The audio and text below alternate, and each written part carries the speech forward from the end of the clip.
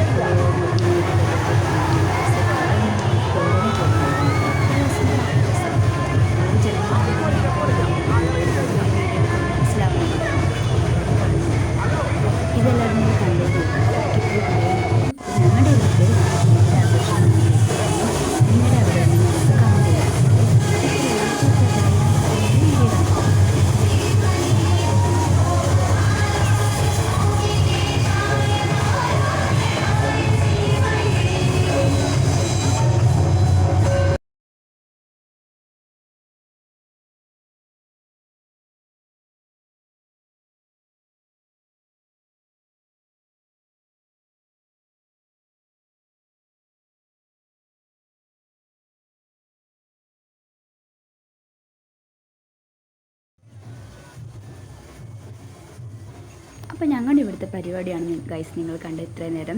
നിങ്ങളുടെ അവിടുത്തെ പരിപാടി എങ്ങനെയാണ് നിങ്ങൾ കമൻറ്റ് ചെയ്യാട്ടെ ഗൈസ്. ഇത്രയുള്ള ടാറ്റ ബൈ. ബാക്കി നിങ്ങൾ വീഡിയോയിൽ കണ്ടിരിക്കുക.